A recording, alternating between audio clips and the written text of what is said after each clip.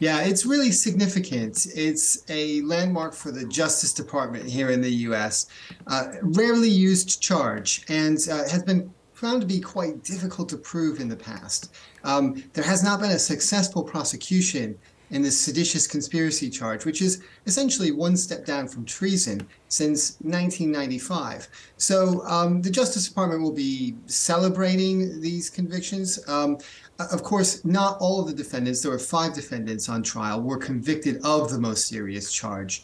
So on the other side, it will perhaps give the department pause in the future, the government pause in pursuing these charges. There's other members of the Oath Keepers and another far-right group, the Proud Boys, who are facing similar charges later this year. Yeah, so, and that is an interesting point. Do you think they may reduce some of the charges with those other groups, given that they were only able to really get that conviction with the two ringleaders, essentially? Yeah, so in this particular case, it's very interesting because the cases against the five defendants were quite different. The circumstances of the defendants were quite different. You had Stuart Rhodes, the leader of the leader of the Oath Keepers, the founder of the Oath Keepers, perhaps the most recognizable far-right militia leader in America. But then you had some of the other defendants who seemed to be on the periphery of the whole organization and the operation, and did not either spend much time in the Capitol building or even go in at all. So I think they'll probably be a bit picky and choosy in terms of who they decide to prosecute under that specific law. The authorities have definitely shown no letdown in their pursuing January the 6th cases. It's just whether they go for these really tough charges, which carry up to 20 years in prison. Yeah, indeed.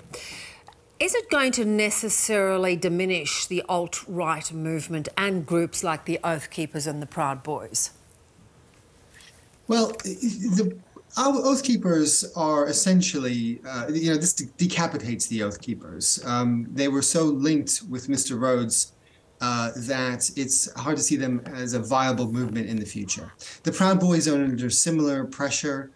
Their leaders will go on trial, and it's really a tainted brand in the case of both these groups. But the ideas that sort of led to January the 6th are still alive and well. We see them in the candidacy of Donald Trump, who's obviously running for president. There's a broad swathe of Americans who support ideas that are pushed by these militias and these far-right groups. So even though the names may change, there's certainly the ideas are still out there. Yeah, the ideology that you explored so well in your book. You spent some time talking to his family. His son in particular has welcomed his conviction.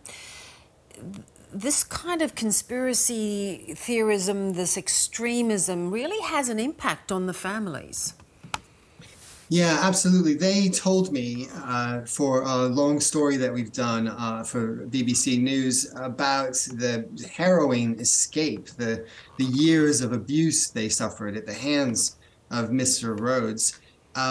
They were very brave, not only to plan to leave his quite controlling household, but also to speak out, to talk to us, and to talk to other journalists about their experience. It was an all-consuming life. They were enlisted in Oath Keepers business, and their overwhelming feeling after this conviction is just one of relief that they won't have to go experience that or have any sort of trouble from Mr. Rhodes in the future. Yeah, that fear that they must have lived with. Did they get an understanding of what propelled his extremist views? Well, in the case of Stuart Rhodes, he always had anti-government leanings.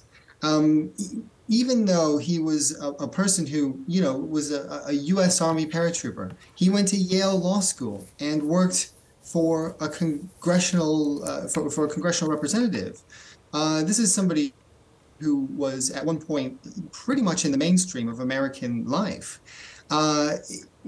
over years and over a series of increasingly isolated moves to northwest Montana, very sparse, desolate, beautiful country, getting involved with ever more fringe figures.